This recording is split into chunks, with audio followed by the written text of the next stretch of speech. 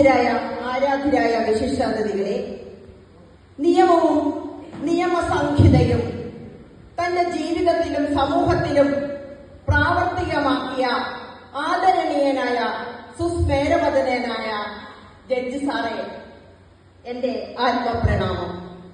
മനുഷ്യാവകാശ ഫൗണ്ടേഷൻ സംഘടിപ്പിച്ച വനിതാ സംസ്ഥാന ഈ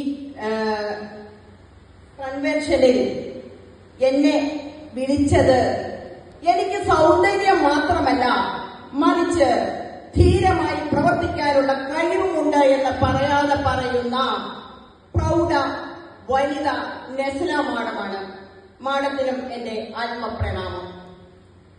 ശരിയാണ്, 4 വർഷങ്ങൾക്ക് മുൻപ് ക്യാൻസർ എന്ന മാരക രോഗം പിടിപെടുന്നതിന് മുൻപ് ഇതുപോലെ ഒരു മനുഷ്യാവകാശ കമ്മീഷന്റെ വേദിയിൽ നിന്നുകൊണ്ട് ഞാനൊരു ആദരവ് ഏറ്റുവാങ്ങി 2 വാക്ക് പറയുമ്പോൾ എന്റെ സ്വരം നെസ്ല മാഡത്തിനെ ഹഠാത് ആകർഷിച്ചു എന്നാണ് ഇപ്പോൾ പറഞ്ഞത്.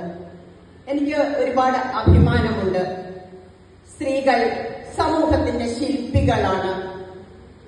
പുരുഷന്റെ നിഴലുണ്ടെങ്കിൽ മാത്രമേ സ്ത്രീക്ക് ഈ സമൂഹത്തിൽ ഓരോ വ്യക്തിത്വങ്ങളാകാൻ കഴിയൂ എന്നതിന് ഉദാഹരണമാണ് ഞാൻ ഇന്ന് ഇവിടെ വന്നപ്പോൾ ആഷിഖ് എന്ന് പറയുന്ന മനുഷ്യാവകാശ ദേശീയ ചെയർമാൻ വനിതകൾ വരുന്നതിന് മുമ്പ് തന്നെ എത്രയോ കർമ്മനിരതരായിക്കൊണ്ടാണ് സസൂക്ഷ്മം ഓരോ കാര്യങ്ങൾ ചെയ്യുന്നത്.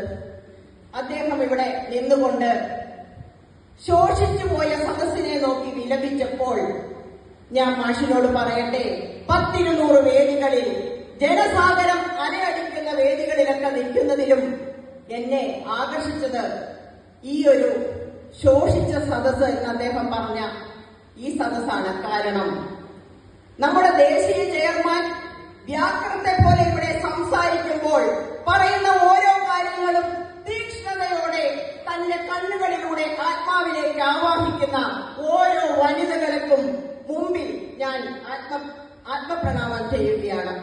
അതാണ് നമുക്ക് വേണ്ടത്. ഒരേ മനസ്സുള്ള 4 പേർ ചേർന്നാൽ ഇവിടെ ചരിത്രം കുറിക്കാൻ പറ്റും.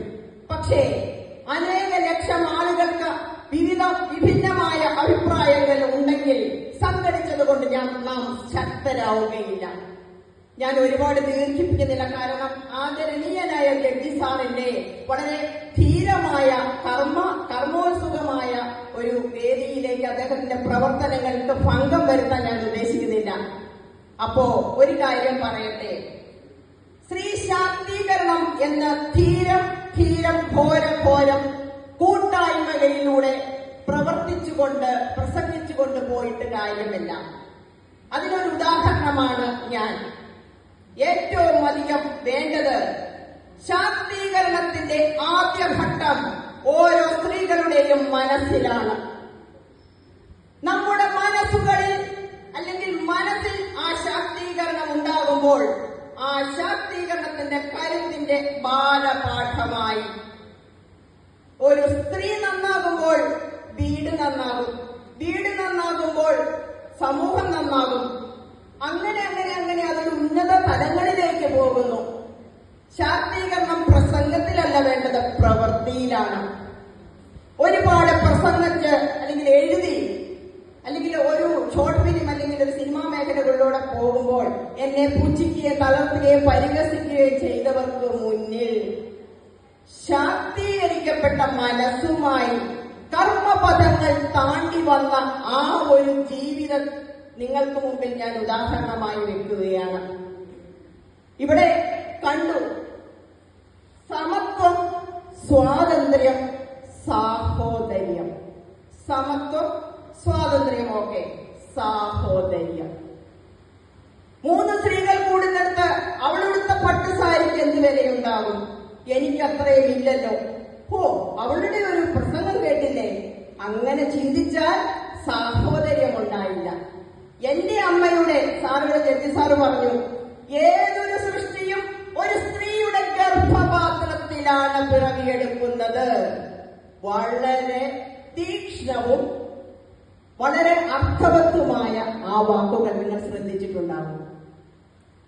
വടക്കൻ മലബാറിൽ വന്ന് വലിയ ഒരു സ്ഥാനത്തിരുന്നു കൊണ്ട് കർക്കശ സ്വഭാവത്തോടെ സഭാപത്യത്തിലൂടെ വന്ന് സ്റ്റേജിൽ കയറി ഇരിക്കുന്ന ആൾക്കാരെയാണ് ഞാൻ കൂടുതൽ കണ്ടിരിക്കുന്നത്. പക്ഷേ ഇദ്ദേഹം സുസ്മേരവദനായി എല്ലാവരോടും നോക്കിയൊന്ന് ചിരിച്ച് സ്റ്റേജിലിരുന്ന് ഞാൻ സാറിന്റെ കൂടെ ഒരു ഫോട്ടോ എടുത്തോട്ടെ എന്ന് ചോദിച്ചപ്പോൾ അദ്ദേഹം എത്ര ലാളിത്യത്തോടെയാണ് അത് നമുക്ക് ചെയ്തു തന്ന. അവിടെ നമ്മുടെ ശാക്തീകരിക്കപ്പെടുകയാണ്. ഒരു പുരുഷൻ നമ്മളെ എന്താ പറയുക ബൂസ്റ്റ് ചെയ്യുകയാണ്. സ്ത്രീക്കും പിന്നിൽ നിന്നും മുൻപിലേക്ക് ഒരു പുരുഷനൊപ്പം അല്ലെങ്കിൽ ഒരു അധികാരിയായ ഒരാളുടെ ഒപ്പം ഒരു സെക്കൻഡ് ഇരിക്കാൻ പറ്റിയത് അത് നമ്മുടെ ശാക്തീകരണമാണ്. മുന്നോട്ട് കുതിക്കാനുള്ളൊരു ശക്തിയാണ്. ഒരു സംഘടനകളിൽ ഞാനില്ല, പക്ഷേ എന്റെ ജീവിതം കൊണ്ട് മറ്റുള്ളവർക്ക് ഇതുപോലെയുള്ള വാക്കുകൾ ജീവിതത്തിൽ നിന്ന് പറയുമ്പോൾ അവിടെയാണ് ഞാൻ ശാക്തീകരിക്കപ്പെടുന്നത്. എനിക്ക് സൗഹൃദങ്ങളില്ല, ഗോഡ് ഫാദറുകളില്ല. എനിക്കുള്ളത് മുന്നോട്ട് നോക്കിയുള്ള എന്റെ ഉയർന്ന തല അല്ലെങ്കിൽ ഉയർത്തിപ്പിടിച്ച ശിരസോടെയുള്ള വിധിയെ പോലും തോൽപ്പിച്ചുകൊണ്ടുള്ള എന്റെ ലക്ഷ്യത്തിലേക്കുള്ള പ്രയാണമാണ്. അപ്പോ എല്ലാവർക്കും നന്ദിയുണ്ട്. നമ്മുടെ ആഷിഖ് സാറിന് പിറന്നാൾ ആശംസകൾ. ഹോസ്പിറ്റലിൽ കിടക്കുന്ന എല്ലാവരും ഒരു കുഴപ്പമില്ലാതെ വരും. ഞാനൊരു ക്യാൻസർ സർവൈവറാണ്. മുട്ടത്തലയുമായിട്ട് എന്താ പറയാ ഓരോ വേദികളിൽ നടന്ന അവാർഡൊക്കെ വാങ്ങിക്കുമ്പോൾ പേടിയുണ്ട്. നാളെ ഈ നെഞ്ചിടിപ്പൊന്നു നിന്നു പോയാൽ നാം എന്ന പദത്തിനെന്തർത്ഥം ഇല്ലേ? ഈ നെഞ്ചിടിപ്പ് ഇവിടെ നിന്ന് പോയാൽ നാം എന്ന പദത്തിന് എന്താണ് അർത്ഥമുള്ളത്? അപ്പോ എല്ലാവർക്കും നന്ദി, നമസ്കാരം. നസ്ന മാഡത്തിനോടും ആദരണീയനായ ജഡ്ജി സാറിനോടും ആഷിഖ് സാറിനോടും വേദി നിൽക്കുന്ന ഓരോ വ്യക്തികളോടും എനിക്കിങ്ങനെ ഒരു വേദി തന്നതിന് നന്ദി, നമസ്കാരം.